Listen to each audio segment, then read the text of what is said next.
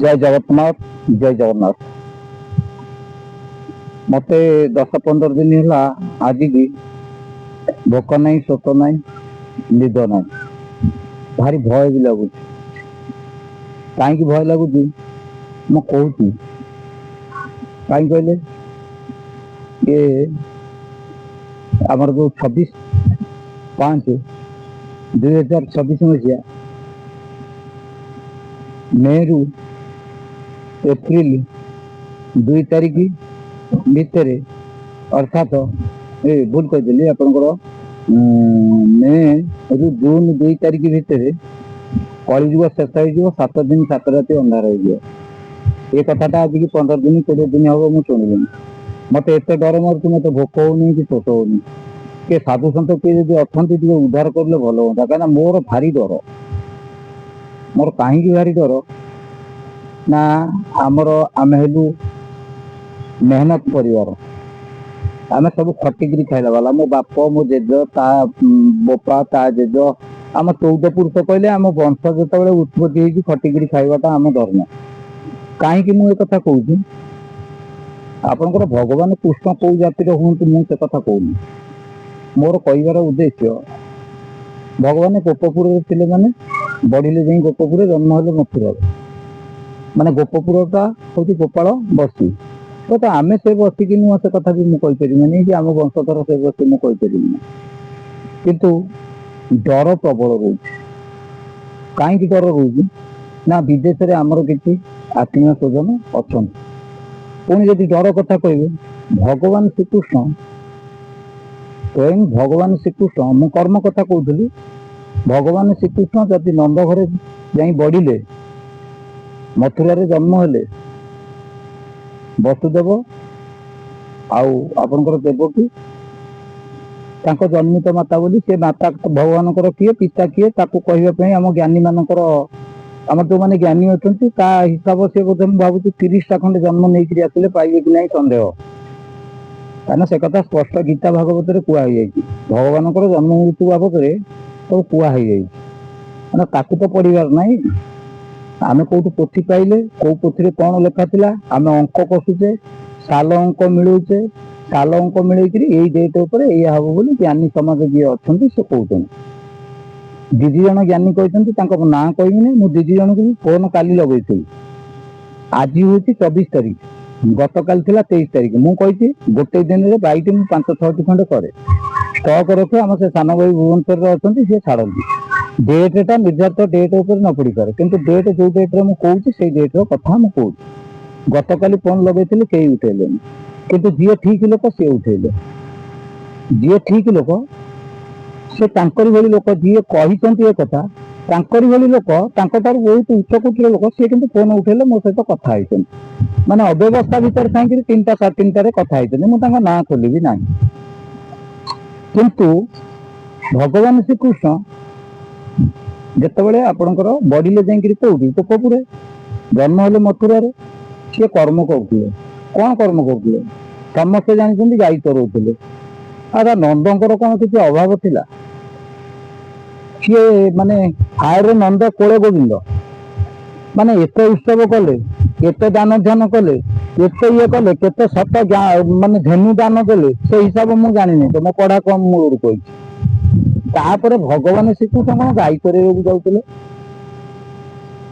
कहीं गाई चरे गले घर खाइबा नाला घर तो चोरी कर खाई दूसरे किसी तो असुविधा नाला पेट पुड़ नाला तोर तोर किसी खटिया आवश्यक नहीं सी तार घर पशिज पुड़े नहीं सी तार वर्षे 6 मास खाइब अच्छा सी कहीं ये कर्म करुले कौ कर्म गाई चरेगा माने भात जमी गाय नहीं सांगे जाए सेमती भात नियो सर लबनी जहाँ नौली मुझे कौन देखी मुझे अर्थ कहूँ सीए गोटे कथा मुख निश्चित बाणी कहते सी बा अच्छी क्यों मत मुझे जानी केमते राम अवतार हो कृष्ण अवतार हो नरसिंह अवतार हो सी अवतार भितर माने एमती कि भगवान जड़े जड़े योद्धा प्रति परास्त होती से सम्मुख युद्ध में मारी पारे ना प्रथम सम्मुख युद्ध में मारी पारे नहीं चेता जुआ नरसिंह अवतार कथा मुझे पारूनी मोर टे ज्ञान नहीं आमर ज्ञानी अच्छा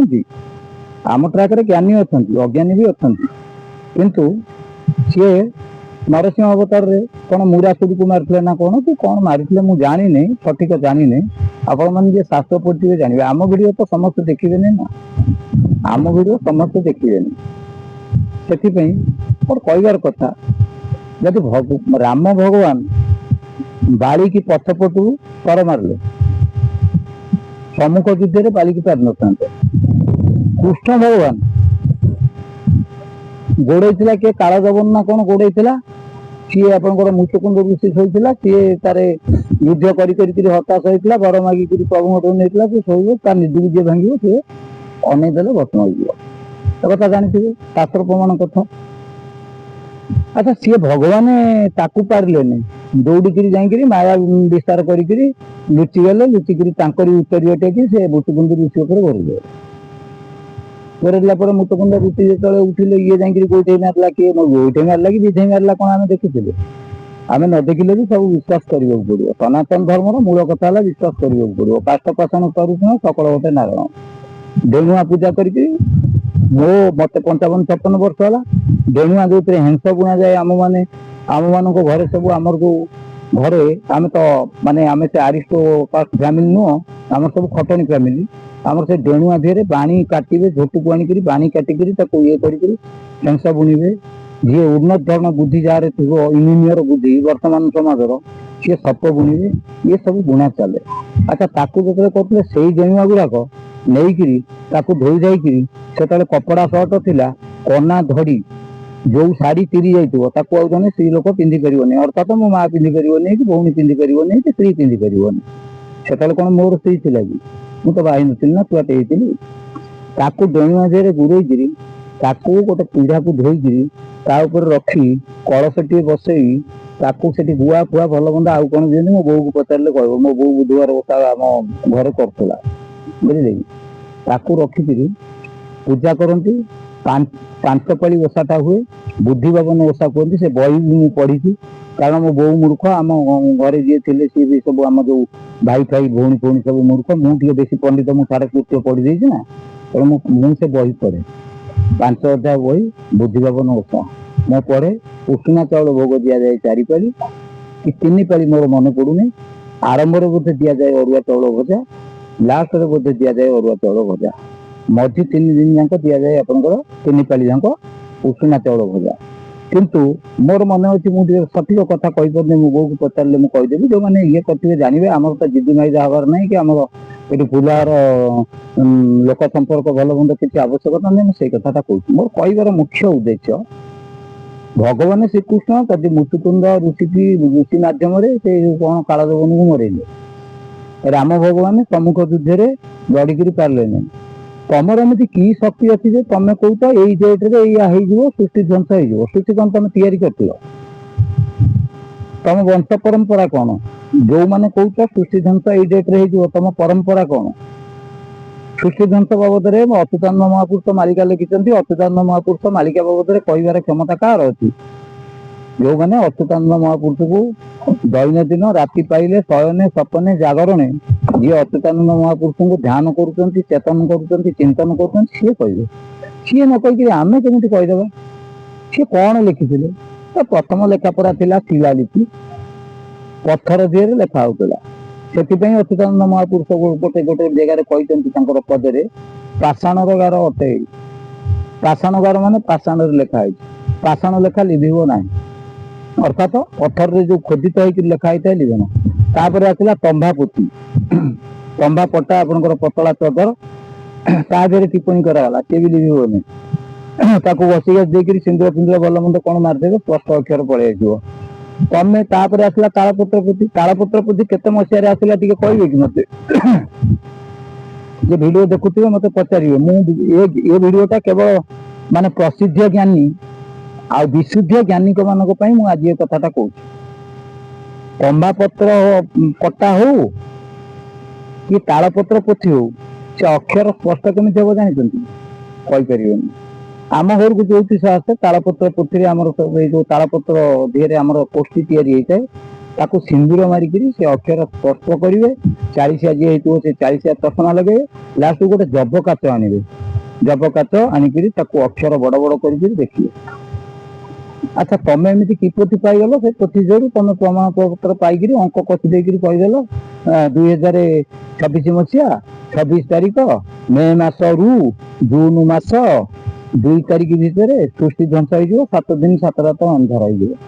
तमें जब एतिक करदेव आम जानमु प्रकृत में तुम हूँ स्वयं भगवान प्रभु निराकार विष्णु तुम सब कई मानती कि न मानती सृष्टि सारा कई न मानती मुझे तुम कत जाकि दीक्षित होनी कहीं आमर जन जन आम गुरु भाई जी अच्छा आम आध्यात्मिक लाइन से भाई दीक्षा नहीं तो दीक्षा कथा तो मुझे बहुत वीडियो कर जानते तेणु आपण कत मुझे दीक्षित हुई आदि नहला 2 तारीख भितर ताले कौन हम आज गोटे भाई देखुन आउ जन सेमती साधु तादेह मई देकर कथाटा कहते यही डेट्रे नहले से डेट्रे हम मुझे साधु प्रवर्तन शुणे ना कहीं सी कहे एमती तुम पूरा कौन मुझे कहीदेले से जानीदे कहे मुझे पूरा ग्यारंटी देकर कहूँ तुम जीवन ग्यारंटी तुम पाखे अच्छे तुम जीवन ग्यारंटी तुम पाखे अच्छे जो डॉक्टर समाज में अच्छा सी कौ दिन मरवे डेट तुम पाखे अच्छे एत बड़ बड़ कथा कहवाई केमी कौच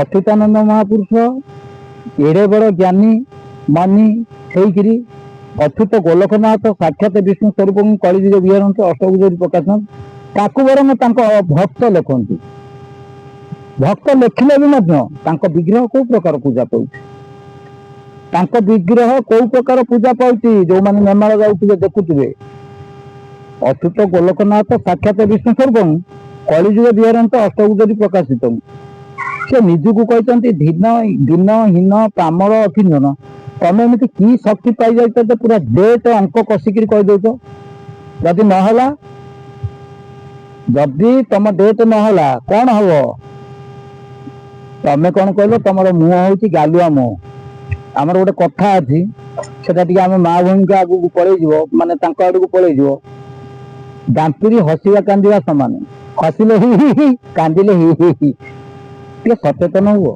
लोक मान सत बुद्धि दियो सत चिंता कर तमें तो जोग ध्यान तप धारणा जप कि करूना तमें कि करूना आम जानू कारण तुम हूँ तो पैसा पछरे गोड़ौच पैसा पछरे जाकि निरीह सरल भक्त मान भर जो कोकुआ भय सृष्टि कर रक्षा कर महापुरुष कहते यही वर मुझे मागुती प्रभु कर प्रसारी जेतिमंकु जानी नाहंती तांकु थिबा बरी जी महापुरुष को माने प्रभु को जी न जानी महापुरुष यही बर प्रभु को डिमांड करके आनी जे प्रभु बाबद किसी जानी ना से प्रभु रक्षा करेंगे आ तमें कौन कर निरीह भक्त सरल भितर ये करके अवस्था खराब कर दौ तमें सुधुरी जाओ जय जगन्नाथ।